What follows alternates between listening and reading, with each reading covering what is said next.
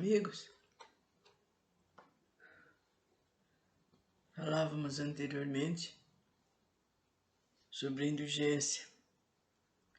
Quantos espíritos abordaram esse assunto naquela época que onde Kardec estava fazendo seus livros?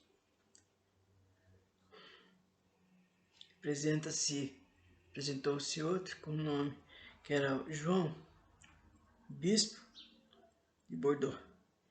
Então esse em 1862, em Paris, na França. Sede indulgentes para com as faltas dos outros, o bispo falou.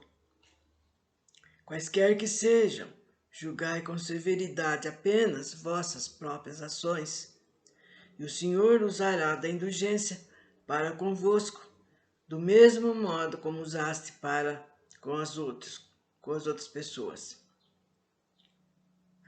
Apurai, vejam bem, encorajai os fortes, encorajai a prosseguir no bem.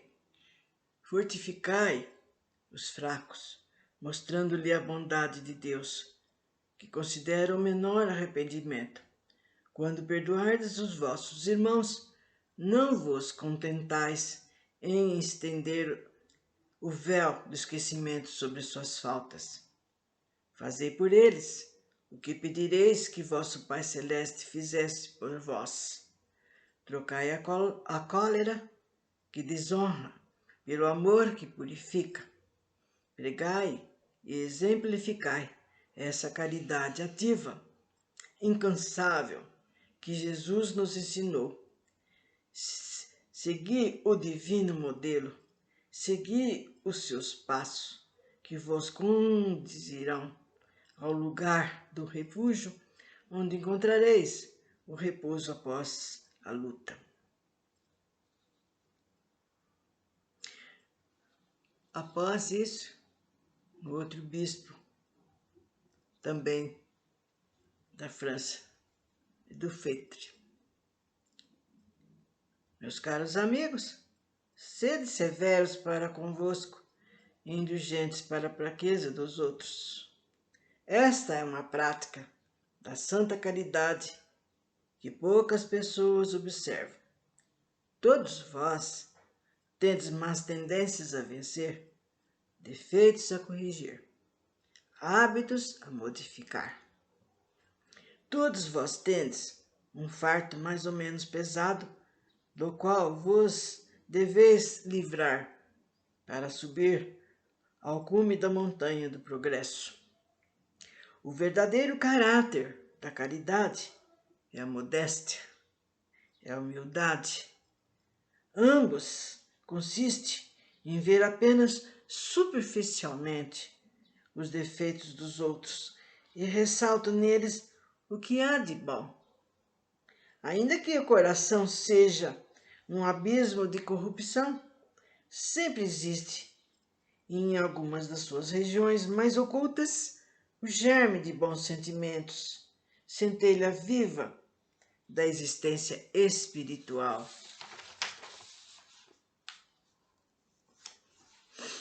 Uma pergunta: é permitido repreender os outros? Então, essa pergunta foi feita e São Luís, em Paris, em 1860, nos responde: se considerarmos que ninguém é perfeito, significa que ninguém tem o direito de repreender o próximo? Certamente, não uma vez que cada uma de vós deve trabalhar para o progresso de todos e principalmente aqueles cuja proteção vos foi confiada. Mas isso é uma razão para fazerdes com moderação, com o objetivo útil, e não como se faz na maioria das vezes, pelo prazer de desacreditar. Nesse último caso, a repreensão é uma maldade. No primeiro, É um dever que a caridade manda realizar com todos os cuidados possíveis. E mais ainda, a repreensão que se lança sobre todos os outros que devem, ao mesmo tempo, se dirigir a nós, para ver se não merecemos também. São Luís, Paris, 1860. Continuando, será repreensível observar as imperfeições dos outros quando disso não pode resultar nenhum proveito para eles, mesmo que os divulguemos. Tudo depende da intenção. Certamente não é proibido ver o mal quando o mal não exista. Seria inconveniente ver por toda parte somente o bem. Seria uma ilusão que prejudicaria o progresso. O erro está em direcionar tal observação em prejuízo do próximo, rebaixando-os sem necessidade perante a opinião pública. Seria ainda condenável fazer isto apenas para satisfazer nós mesmos, com um sentimento de malevolência e de alegria, ao verificar o defeito dos outros. Ocorre o contrário, quando lançando-se um véu sobre o mal, ocultando-o do público, limitamo-nos a observá-lo para tirar dessa lição pessoal, ou seja, para estudá-lo e evitar fazer o que repreendemos nos outros. Esta observação, aliás, não é útil ao moralista. Como descreveria eles os problemas da humanidade se não estudasse os modelos? Olha, gente, quanta coisa. São Luís, aqueles dois bispos falando, né? E naquela época, nos trazendo conhecimentos, quanto benefício nos trouxe o espiritismo, né? A mediunidade em si, que pela mediunidade os espíritos recebem, né? Falam por intermédio de modo, né? Ou falando, ou permitindo que o médium fale e passando muitos conhecimentos, né? E, além de mais, que pela mediunidade muitos espíritos sofredores são orientados também. Bom, vamos dizer ainda o que São Luís, em Paris, em 1860, nos fala. Haverá casos em que se pode ser útil revelar o mal dos outros.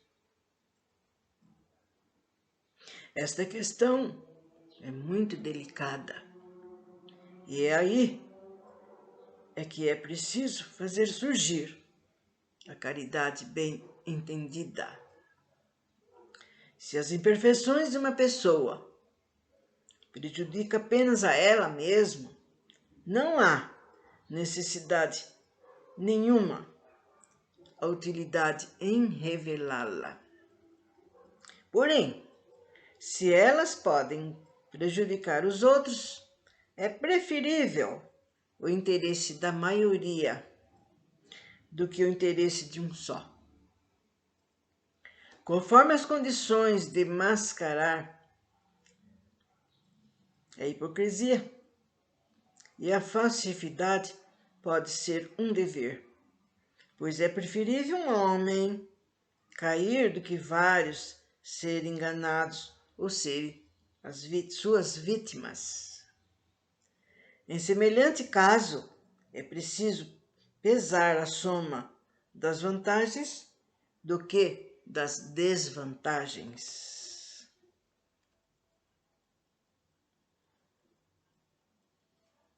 Então, quanta coisa linda, quanta coisa nos explicando, nos mostrando, né? Quanto tempo também que Kardec publicou esses livros. Nossa, quanto tempo, tanto tempo que se passou, né? Que agora já estamos no ano 2000. Vocês vejam bem, quanto tempo. Muitos de nós aproveitou sim a lição, seguiu Jesus sim, que muitos já se foram desse plano, gente.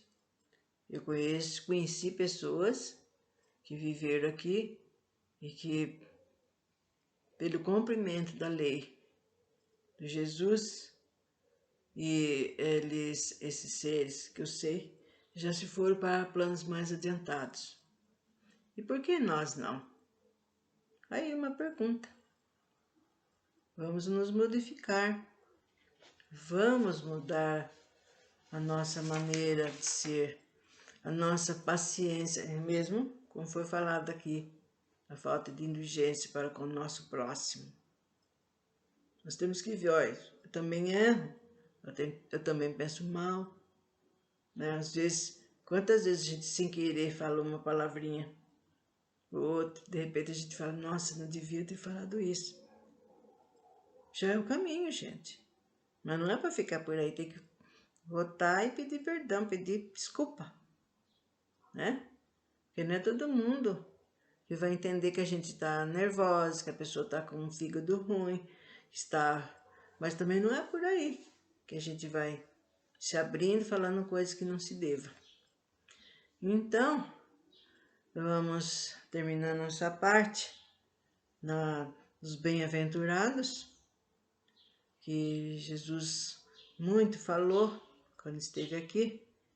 E depois, na próxima, nós vamos falar sobre as parábolas, as famosas parábolas de Jesus.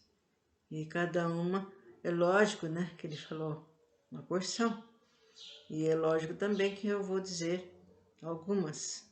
E também a explicação do porquê a parábola. Porque assim fica fácil quando a gente pegar um evangelho, né, uma Bíblia, a gente está entendendo por que será que Jesus quis dizer com isso. E saber interpretar.